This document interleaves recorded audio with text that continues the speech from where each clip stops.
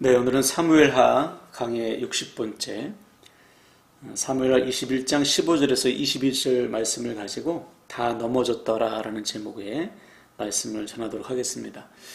오늘 수요예배에 참여한 우리 믿음의 가족들을 축복합니다. 오늘 많은 고민을 했죠. 예배를 드려야 되나 말아야 되나 상당히 고민을 많이 했는데요. 이미 큰 교회들은 주일 예배를 제외한 모든 예배를 정면 중단한 상태입니다. 그래서 우리도 주중 예배를 쉬어야 되나 고민을 하는 중에 하나님께서 그런 마음을 주셨어요. 코로나 바이러스나 신천지를 조심하는 것은 괜찮은데 두려워하지는 말라는 말씀이었어요. 왜냐하면 그 어떤 상황에서도 두려워하는 마음은 하나님께서 주시는 마음이 아니기 때문입니다. 그래서 수요예배나 금요기도회나 가급적이면 모여서 하기를 원했어요.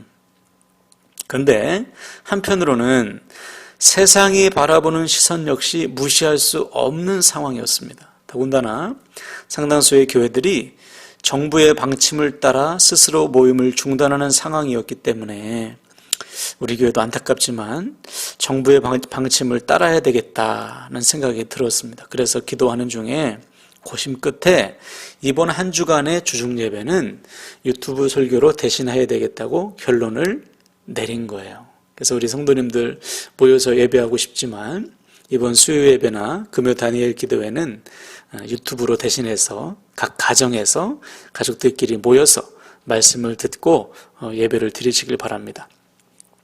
근데 여기서 우리가 분명히 알아야 될 것은 뭐냐면 우리를 지키시는 분은 오직 하나님 한 분이시라는 사실입니다. 우리가 해야 될 것, 조심하는 것은 맞아요. 그러나 두려워하지는 말아야 됩니다. 대신에 더욱 하나님께 가까이 나아가는 거예요. 내가 아무리 외출하지 않고 손발 다 씻고 교회도 철문으로 꽁꽁 닫아도 하나님께서 지켜주지 않으면 소용없는 것입니다. 더 나아가 그렇게 내가 조심하고 막아서 우리가 해냈다고 교만해 줄 수 있기 때문에 우리는 하나님께 더 가까이 나아가는 것에 집중하는 거예요.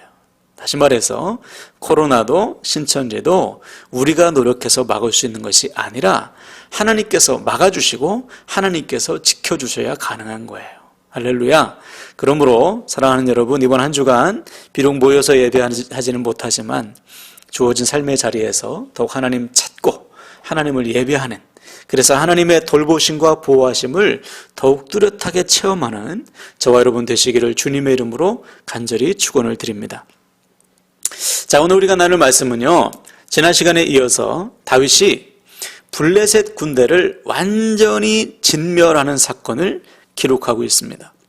지난 시간 말씀을 잠깐 나누면 다윗이 요나단과 사울과 했던 약속을 끝까지 지켜낸 사건을 나눴죠. 사울의 죄로 인해서 나라 전체에 기근이라는 심판이 임했어요. 무려 3년 동안이나 비가 내리지 않았죠. 왜 그랬습니까? 그가 기브온 족속에 행했던 악한 일 때문입니다.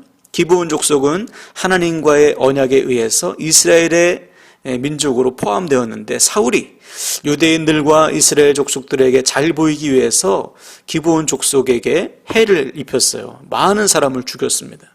그래서 다윗이 이 기근을 맞아서 하나님께 왜 하나님 기근을 주셨어요? 물어보니까 하나님이 알려주셨잖아요. 사울의 죄 때문이다. 사울의 그릇된 열심 때문이다. 그래서 어떻게 하면 좋습니까? 하나님께 기도했더니 하나님께서 해결 방법을 주셨죠. 기브온 족속이 원하는 대로 해라. 그래서 기브온 족속을 데려다가 물어보니 사울 집안의 남자 7명을 처형하자. 그러면 기브온 족속이 흘린 핏값을 대신하게 된다. 그래서 다윗이 사울 집안에 남아있는 남자 7명을 공개 처형하도록 허락하죠.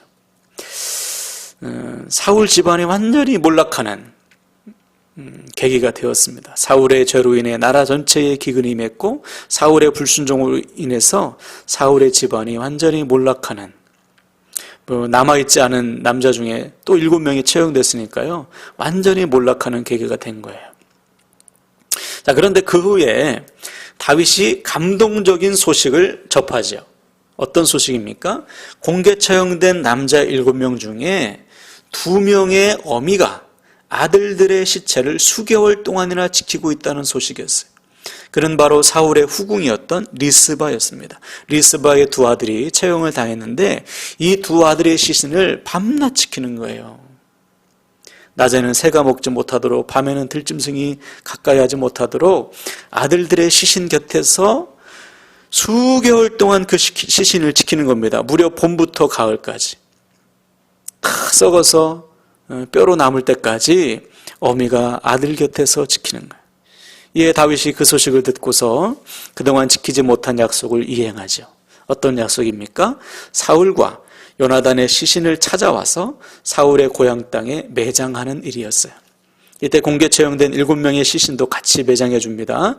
다윗이 직접 나서서 장례를 치러주는 거예요. 쉬운 일이 아니죠. 자기의 원수 아닙니까? 틈만 나면 죽이려고 했던 그 사울. 그러나 다윗은 하나님께 했던 약속을 지키는 거예요. 다윗의 사울의 집안을 지켜주고 또 사울이 다윗에게 부탁했던 은혜를 베풀어 달라는 또 후손들을 지켜달라는 그 약속을 지켜서 마지막까지 최선의 대우를 해준 것이죠. 그 결과 어떠한 일이 일어났는가? 14절 후반부부터 보시면 이렇게 기록하고 있어요. 그 후에야 하나님이 그 땅을 위한 기도를 들으시니라. 그렇죠? 드디어 하나님의 징계가 끝납니다. 기근이 끝나고 이제 다시 은혜의 비가 내렸어요. 그 땅을 향한 기도를 하나님이 들으시는 거예요. 자, 여기서도 보세요. 하나님의 약속을 버리고 자기의 욕심대로 나라를 다스렸던 사울을 통해서는 나라 전체의 심판이 임하고 그의 가문은 몰락했지만 하나님의 약속을 끝까지 지킨 다윗을 통해서는 나라 전체가 회복되는 은혜가 임했어요.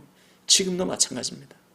하나님은 누굴 통해 일하시는가? 누굴 통해 은혜와 형통을 부어주시는가? 오직 하나님의 약속을 붙들고 끝까지 순종하는 종들을 통해서 일하심을 믿으시길 바랍니다.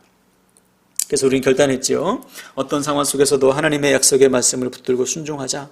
그러면 반드시 하나님께서 우리를 통해 은혜와 형통을 부어주신다. 할렐루야. 이 확신과 소망을 품고 남은 한 주간도 하나님 말씀을 꼭 붙들고 순종하는 저와 여러분 되시기를 주님의 이름으로 간절히 부탁을 드립니다. 자, 오늘 본문의 말씀은 앞에서도 말씀드렸듯이 이제 다윗과 블레셋과의 전쟁을 기록하고 있는데요. 블레셋과의 전쟁은 역사적으로 아주 그 인연이 악연이 길죠. 늘 이스라엘과 블레셋은 국경을 맞대하고 있기 때문에 맨날 싸웠어요. 그런데 객관적인 수치로 보면 늘 이스라엘보다 블레셋이 우위에 있었습니다. 훨씬 군사력이 강했어요.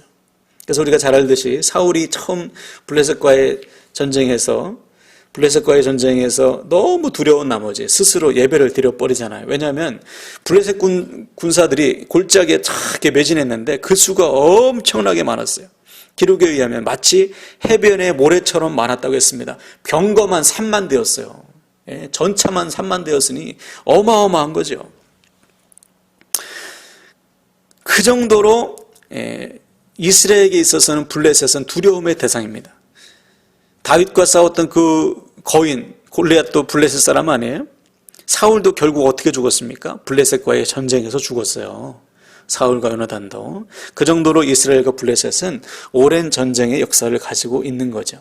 근데 이것이 다윗 시대에 와서 이제 완전히 해결되는 사건을 오늘 본문에 기록하고 있습니다. 물론 처음부터는 다윗과 블레셋과의 전쟁이 계속 유지됐어요. 물론 하나님의 은혜로 다윗이 이기기도 했지만 블레셋은 물러서지 않았죠. 그래서 다윗이 왕이 된 직후에도 이 관계는 크게 바뀌지 않았는데 오늘 본문에 보니까 비로소 마침내 다윗이 이 블레셋 족속을 완전히 누르고 승리하는 사건이 일어나게 된 거예요. 자, 본문 15절을 보세요. 블레셋 사람이 다시 이스라엘을 치거늘 다윗이 그의 부하들과 함께 내려가서 블레셋 사람과 싸우더니 다윗이 피곤하며, 그렇죠. 다윗이 이스라엘의 왕이 되었음에도 블레셋의 공격은 계속됐습니다. 이에 다윗은 예전처럼 군대를 이끌고 맨 앞에 서서 전쟁을 이끌어요. 그런데 다윗의 체력이 예전만 못한 거예요. 16절에 보면 거인족의 아들 중에 무게가 300세겔 되는 노창을 들고 세 칼을 찬 이스비 분업이 다윗을 죽이려 함으로, 그렇죠. 다윗이 거인족 중에 한 사람과 싸우다가 죽을 뻔합니다. 블레셋 족속 중에는 거인족이 많았죠. 골리앗도 3m가 가까이 되는 거인 아닙니까? 오늘 본문에서 다윗이 싸웠던 거인 역시 거대한 창을 휘두르는 사람이었어요. 300세겔은 오늘날로 하면 3, 4kg입니다. 칼자루만 3, 4kg. 무거워서 어떻게 쓰는지. 그 정도로 힘이 센 거인과 싸운 거예요, 다윗이. 그러다가 거의 죽을 뻔한 거죠. 이에 다윗의 부하들이 어떻게 합니까? 여러분, 보통 전쟁에서 왕이 지치거나 왕이 지거나, 그죠? 왕이 힘을 잃으면 부하들이 눌리게 돼 있어요. 겁을 먹게 돼 있죠. 그런데 오늘 본문의 다윗의 부하들은 정반대입니다. 17절 보세요. 스루야의 아들 아비새가 다윗을 도와 그 블레셋 사람을 쳐 죽이니 그때에 다윗의 추종자들이 그에게 맹세하여 이르되 왕은 다시 우리와 함께 전장에 나가지 마옵소서. 이스라엘의 등불이 꺼지지 말게 하옵소서 하니라. 그렇죠. 아비새가 다윗을 도와 그 거인을 쳐 죽입니다. 아비새는 요압의 동생이고 다윗에게는 조카 아닙니까? 그 아비새가 다윗 왕을 도와서 같이 거인을 쳐 죽여요. 그리고 나서 다윗에게 부탁을 하는 거죠. 왕이시여, 제발 이제 전쟁에 참여하지 마세요. 왕이 죽으면 이스라엘은 끝납니다. 등불이 꺼집니다. 그러니 절대로 선봉에 서지 마시고 우리에게 맡겨주세요. 자, 이렇게 다윗의 부하들이 다윗만을 의지하는 것이 아니라 오히려 다윗을 생각해서 전쟁에 참여하지 말라는 거예요. 마치 그 옛날 골리앗 앞에 섰던 다윗처럼 다윗의 부하들이 블레셋 군대를 두려워하지 않는 것입니다. 어떻게 이렇게 다윗 밑에 용감한 부하들이 있는 것인가? 이것이 오늘 우리가 생각해 볼 문제인데요. 다윗이 싸움에 능한 사람만을 골라서 부하로 만들어서 그런가? 물론 그것도 일리가 있죠. 그러나 아무리 싸움에 능해도 거인과의 싸움에서 이긴다는 것은요, 이 객관적인 수치로는 불가능해요. 그러면 왜 이들은 골리앗 사람들을, 거인들을 두려워하지 않게 되었는가? 추측컨대 이들 역시 다윗처럼 전쟁에서 이기게 하시는 하나님을 믿었기 때문이에요. 다시 말해, 그동안 다윗 곁에서 다윗과 함께 수많은 전쟁을 치르면서 전쟁의 승패는 칼과 창이나 많은 군사에 있는 것이 아니라 오직 하나님의 손에 있다는 사실을 피부로 체험했기 때문에 다윗의 부하들 역시 다윗처럼 눈앞의 거인족들을 두려워하지 않는 것입니다. 바로 이거예요. 다윗은 거인족들을 두려워하지 않았습니다. 왜요? 그들보다 자기가 힘이 세서, 싸움에 능해서, 무기가 좋아서 천만의 말씀이죠. 전쟁에서 이기게 하시는 하나님을 믿었기 때문이에요. 다윗의 부하들 역시 다윗과 함께 전쟁을 치르면서 그것을 체험한 거예요. 전쟁은 하나님께 속해 있구나. 전쟁은 무기나 칼과 창이나 사람들 군사의 수에 있지 않고 오직 하나님께 있구나. 이것을 믿었기 때문에 거인족 앞에서도 두려워하지 않은 거예요. 그 결과 그들에도 이어지는 세 차례의 블레셋과의 전쟁에서 다윗의 군대는 모두 승리합니다. 그때마다 블레셋의 선봉장, 즉 거인들은 다 죽어요. 이제 더 이상 블레셋 군대가 쳐들어오지 못합니다. 이 승리로 인해서 블레셋은 이스라엘에게 조공을 바치는 신하 나라로 전락해요. 하나님께서 완벽한 승리를 주신 거죠. 그러므로 오늘 말씀은 아주 간단합니다. 하나님을 경외하며 하나님을 의지한 다윗이 골리앗을 넘어뜨리고 전쟁을 승리로 가져온 것처럼 다윗의 부하들 역시 다윗처럼 하나님을 의지하고 거인족들과 맞서 싸워 이기는 거예요. 그 결과 그들도 다윗처럼 거인족을 이기게 하시는 하나님의 은혜를 경험하게 된 것입니다. 할렐루야. 우리의 인생도 마찬가지예요. 여러분, 우리가 다윗처럼 어떠한 상황도 두려워하지 않고 하나님을 의지하여 나아가면요, 우리만 이기는 게 아닙니다. 우리의 자녀들이, 우리의 가족들이, 우리 곁에 있는 사람들이 우리를 보고 같이 승리하게 돼 있어요. 그들도 우리처럼 하나님만을 의지하고 눈에 보이는 상황을 두려워하지 않게 되는 거예요.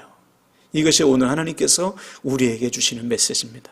그러므로 사랑하는 여러분, 우리가 의지할 것은 사람이나 눈에 보이는 것들이 아니에요. 오직 하나님만이 우리의 의지할 대상이심을 믿으시길 바랍니다. 전쟁은 하나님께 속한 거예요. 영적 전쟁은 하나님께 속해 있어요. 우리 인생의 전쟁도 하나님께 속해 있어요. 눈에 보이는 상황에 두려워한다는 것은 하나님을 보지 않고 있다는 증거 아닙니까? 그러므로 사랑하는 여러분, 오늘부터 우리도 다윗의 부하들처럼 눈앞에 어떠한 문제 앞에서도 두려워하지 않고 오직 하나님만을 의지해서 승리케 하시고 형통케 하시는 하나님의 은혜를 체험하게 되기를 바랍니다. 더 나아가 이 승리와 체험이 우리에게서 끝나는 것이 아니고요, 우리 주변에게로, 우리 가족들에게, 우리 자녀들에게, 우리가 맡은 양들에게, 영혼들에게 흘러가서 그들도 우리처럼 하나님만을 의지해서 하나님께서 주시는 승리와 형통을 누리게 되시기를 주님의 이름으로 간절히 축원을 드립니다. 할렐루야, 아멘. 같이 기도로 마무리하겠습니다. 주님, 오늘 말씀을 통해서 우리도 다윗의 부하들처럼 오직 하나님만을 의지하여 눈앞에 닥친 모든 상황을 이겨내게 하옵소서. 아무리 거대한 문제가 앞을 막아도 그 문제보다 크신 하나님을 의지하게 하시고, 전쟁은 칼과 창과 많은 군사에 있지 않고 오직 하나님께 있다는 사실을 깨닫고 지금 나에게 주어진 것을 바라보는 것이 아니라 전능하신 하나님을 바라보고 주어진 모든 삶을 감당하게 하옵소서. 주님, 온 나라가 코로나 바이러스로 인해 혼란에 빠져 있습니다. 이런 때일수록 두려워하는 것이 아니라 더욱 하나님께 가까이 나아가게 하옵소서. 우리를 지키시고 보호하시는 분은 오직 하나님이심을 믿고 날마다 더욱 하나님과 친밀하게 동행하게 하옵소서. 그래서 남은 한 주간의 모든 삶을 주님 손에 맡겨드립니다. 지금 우리에게 주어진 모든 일들과 사람들도 주님 손에 맡겨드립니다. 주여, 감당할 힘을 허락하여 주시옵소서. 이 모든 기도에 응답하심을 감사드리며 우리를 구원하신 예수 그리스도 이름으로 기도드립니다. 아멘.